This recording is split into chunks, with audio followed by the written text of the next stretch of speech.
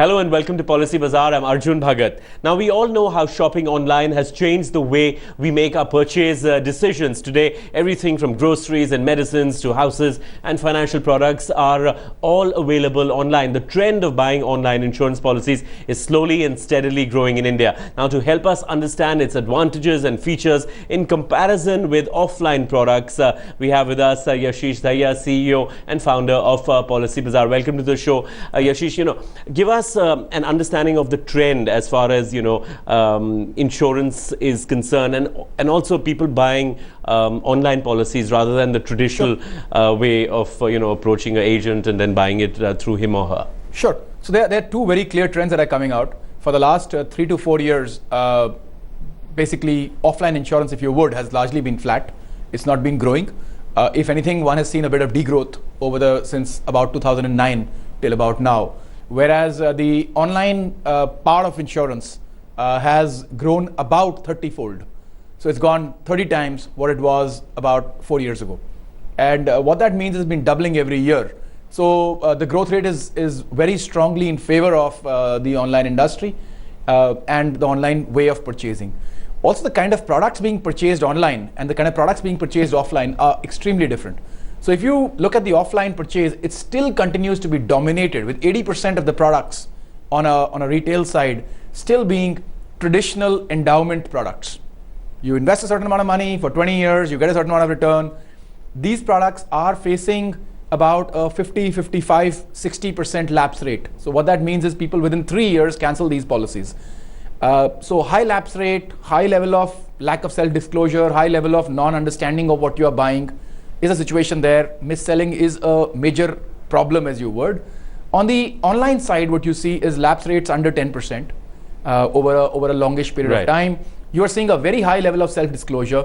So what's actually happening is the consumer is able to come, he's able to look at the various options, is able to decide what he really wants and make that decision. And once he's made a decision in that manner, without being influenced very heavily by any one individual's advice, he tends to stick with that decision. And he tends to be, what's the kind of product which you've been selling on the online side, on the other hand. For example, the endowment products are not even 5% of the products sold on the online channel. Now, the online channel and the offline channel shouldn't have such a high disparity in the products. One side 80% is endowment, another side 5%. On the offline side, less than 1% is term insurance products.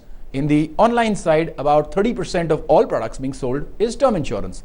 About 25% of all products being sold are health insurance. So that goes for the product. But what for our viewers, explain to us the key differentiators between online and offline. I mean, how do you actually view it from a person who really doesn't understand the intricacies of both these ways of buying it? Any customer, when he's looking to buy a particular product for insurance, the way he has to work about it is he has to look at what are the risks that they really want to cover.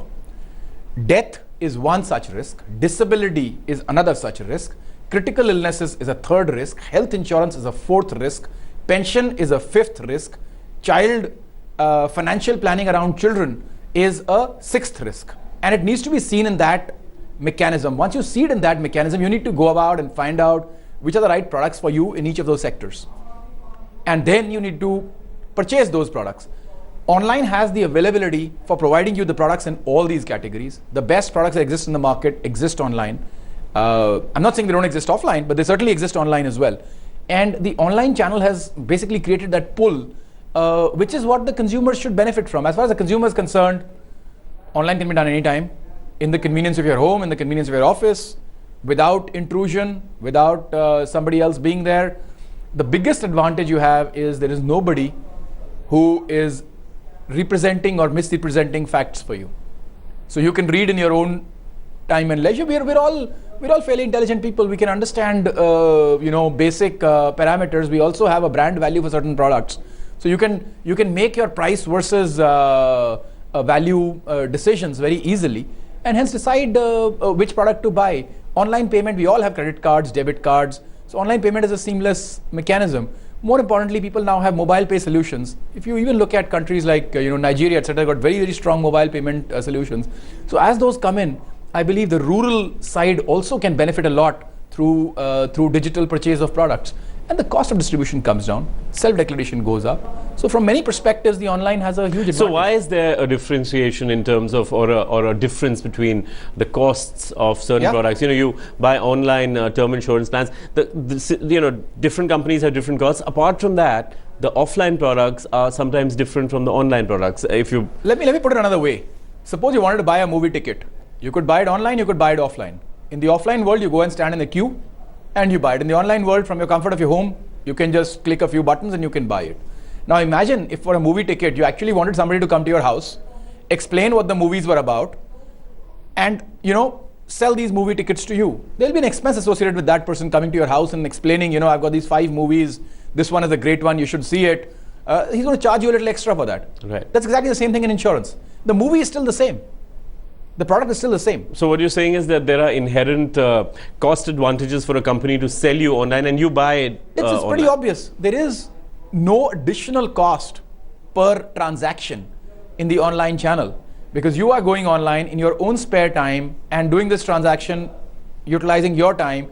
In the offline channel, a physical agent has to come to you. He has to explain the product to you. He has to... And probably, make 1 or 2 visits getting those papers in. Most people don't buy in one visit. You have to understand there are 3 million agents in this country. And the total number of insurance policies we sell in a month is less than 3 million. So on average, an agent is selling less than 1 policy a month. Banks also sell policies. We also sell policies. So at the end of it, the per agent productivity is quite low. And what that means is that agent has to put in a lot of effort in selling. You ask any agent how difficult it is to sell insurance. It's not easy. It's not an easy profession. It's one of the toughest professions. So it's obviously expensive to do that activity, and that activity costs. Right. And what about the claim settlement issue? That's something that a lot of people have on their mind, that, if I buy it online, how will I get my claim settlement? I won't have a point person to actually ring up and say, you sold me the policy, why don't you help me get this claim? The biggest issue with claim settlement is actually self-declaration. If your declarations are right, your claim settlement should ideally be a breeze. And if your understanding of what you are going to get paid for and what you're not going to get paid for, especially in health insurance, that's very important. So if I look at life insurance, the fact that you've declared rightly is most critical. If I look at health insurance, the fact that you declared rightly and the fact that you've understood the product you're buying is likely to have an impact on your claims experience. Both of these are far superior in the online world. If you have many of you bought policies offline, what actually happens is somebody gives you a form and puts a pencil mark, please sign here, please sign here. Are you really filling in the form yourself? If you're not filling in the form yourself, the level of self-declaration is that weak. When you're filling up your online form. And that makes a difference when you actually ask for a claim and they say, okay, here you've not given us the correct information. If I am a very simple thing, I am today 78 kgs. If I say I am 62, there's a difference. And if I say I'm 62 and I have a claim tomorrow, somebody's going to say, hey, this guy misdeclared. Something as simple as that. So the level of declaration, how does the distributor know what all diseases my parents have had? The forms have information that is required on historical diseases that your parents have had, on historical disease your brothers, sisters have had. How does the agent know all that detail? How can he know which disease my sisters had without ever asking me? I have to declare that online. It's that simple. Right. Okay. So give some pointers to our viewers when they're going online. How do they actually go about it? Because you do need a lot of information, and also how should they compare products? Here you don't have a brochure in your hand, but yes. How do they actually prepare that? Well, comparing products is much easier without the brochure in hand actually. Because if you have 5 different brochures from insurance, try that. Take 5 different brochers of insurance companies and try comparing the products. Pretty confusing. It's going to be a pretty confusing. We do that for a living, right? So it is quite a tough job. Now, what you do have is sites like ours, where you can go and compare products online, which give you a lot of information. You do have shows like this one, which educate you on what products are right. The thumb rule is the same: death, disability, critical illness, health, pension, child plan, in that order. As long as you follow that sequence, you're largely okay. And there's a reason why that sequence exists. Now, within that sequence, for every requirement you have, there is going to be a set of products. The decision is going to be price versus features. So if you're, for example, buying, let's say, an Apollo Munich health insurance plan versus, let's say, a company ABC health plan, and the ABC plan costs 6,500 rupees and the Apollo Munich plan costs you 8,000 rupees. Your real decision is Do I pay the 1,500 rupees extra for the features I'm getting and for the brand I'm getting? That's a decision you're making. Those decisions are pretty straightforward. Once you've made that particular decision, you move ahead. One should always look at the long term. Insurance is a long term product. We should look at the impact of what can happen if that insurance product is not there. And I think online is a great way of doing it. You do it in your own time. You do the comparisons. You make your online payment through a credit card, debit card. Set up your medicals. If there is a medical required, attend that on time. Complete the entire process. In case you're not liable to get the insurance policy, you'll get your money back. In case you can get the insurance policy, you'll get it. It's going to be that straightforward. So very quickly, what are the three main advantages of online insurance? Well, first of all, sometimes the prices are quite a bit lower. If you look at term insurance, the online versus offline, there's a big difference in pricing, about 1:3. But that's because the industry in the offline side doesn't really exist. It's very, very small. Otherwise, the prices are pretty similar because the online and offline are the same plans.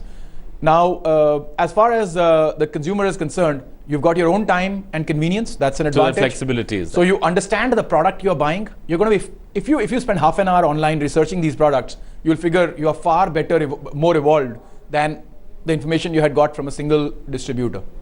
The most distributors are coming from one company perspective. You can see a multi-company perspective in one go. And most importantly, you have the ability to self-declare, which means you should have fewer surprises at the time of a claim. Yashish, we've been talking about online insurance policies. Now, a lot of people have those concerns. I'm buying it online. What about the criteria that goes with it? Say you're buying a term insurance plans, you will need medical, insurance, and you need to get those tests done. So the company actually looks after all those aspects. And also, my second question is about the paperwork. Do you get any if you buy it online, or you only get it as a soft copy? Sure. I think both are very valid concerns. The medical process is pretty much the same in online and offline.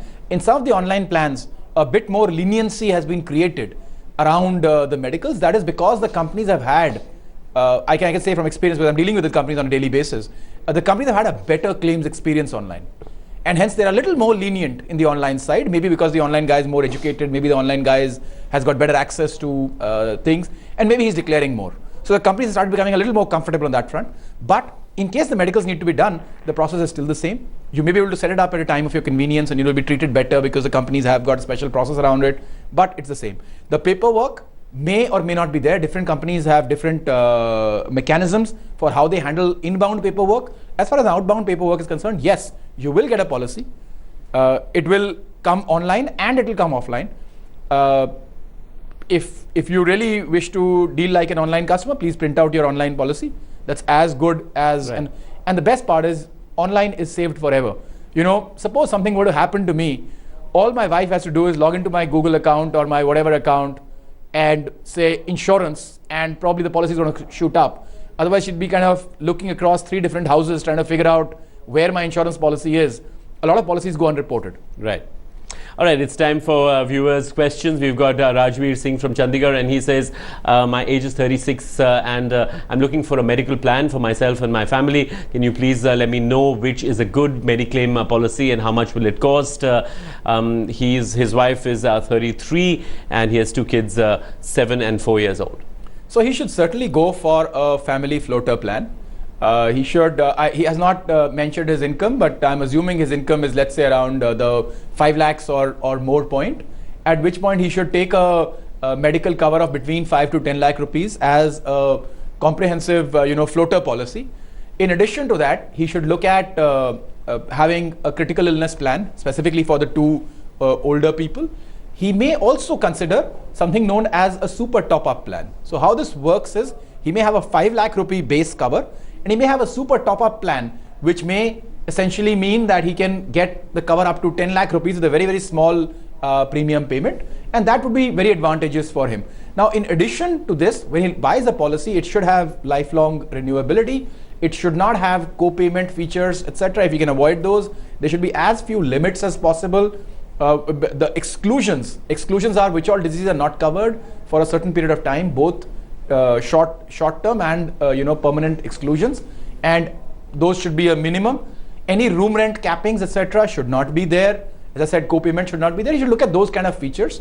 Critical illness, he must add on critical illness, because as he gets older, that will be required. But I would not suggest individual plans. They should go for a family plan. If they're looking for a 5 lakh kind of cover, it should come within about 7,000-8,000 rupees. Right. Well, we've got Sameer Yadav, and he says that he wants a term insurance plan. He's from Lucknow. He's 30 years of age, and his income is 6 lakhs per annum. So at 6 lakhs per annum, the kind of term insurance cover you would go for is maybe a 50 to 75 lakh term cover, depending on how you saw your future prospects. You should take a term of about 35 years. Now, what you must look for, so this kind of a product will, about a 75 lakh cover will typically cost you about 10,000 rupees per year on a 35 year time frame. However, one of the things you must consider is whether you can get a disability cover with it. A disability cover is in case an unfortunate event like blinding or loss of limb or something of that sort happens, that can have a negative impact on earning potential, and hence having some protection out there is necessary, almost to the level of a term protection. So if you're taking a 75 lakh term cover, you should also consider maybe a 50 to 60 lakh disability cover. Ideally, you should have a 1 crore disability cover, but that's the range you should look at. Now, if you can look at getting your term payout, or disability payout in terms of income support, that is far better. So instead of getting 75 lakh rupees in one go, if you could position your the money back in terms of 75,000 rupees per month for a long period of time, that will be far more supportive to the family, because as the kids grow older, they will still have that support coming through. And I would really recommend looking at income-based plans rather than one-time plans. Thanks, Yashish. Now that's all the time that we have on Policy Bazaar for this episode. But do write your queries at ask.policybazaar.com or tweet us at Twitter at policybazaar_in. And we'll see you next time. Goodbye.